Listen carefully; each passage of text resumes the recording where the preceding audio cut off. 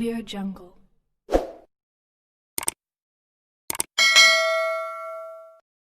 Malgré le refus de la France, l'Union européenne maintient l'Algérie dans la liste des pays sûrs pour les voyages. Les diplomates européens ont refusé mardi 14 juillet de déclasser l'Algérie comme destination sûre pour les voyages, malgré la demande de la délégation française qui a évoqué l'augmentation, ces dernières semaines, du nombre de malades du Covid-19, a informé Reuters. Pour eux, ce nombre reste relativement faible. Aux grandes dames de la France, l'Union européenne n'a pas retiré mardi 14 juillet l'Algérie de la liste des pays sûrs dont les ressortissants sont autorisés à voyager sur son territoire, et ce malgré la résurgence de la maladie dans le pays, a rapporté l'agence Reuters. En effet, les diplomates européens ont estimé que le nombre de malades du Covid-19 dans ce pays d'Afrique du Nord demeurait relativement faible.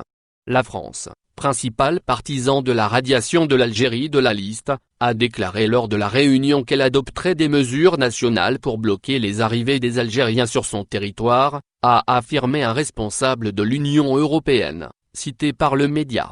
Les diplomates européens ont également refusé de retirer le Maroc de cette liste pour les mêmes raisons que l'Algérie. Par ailleurs, Reuters a précisé que sur proposition de l'Allemagne qui assure la présidence tournante de l'Union européenne, la Serbie et le Monténégro ont été retirés de la liste des pays sûrs, alors que les États-Unis n'ont même pas été introduits dans l'ordre du jour de la réunion à cause du nombre élevé de malades du Covid-19.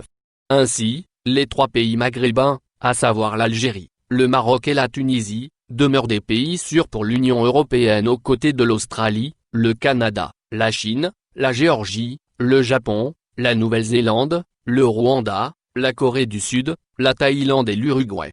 Les derniers bilans. L'Algérie demeure le pays le plus touché par l'épidémie du coronavirus au Maghreb.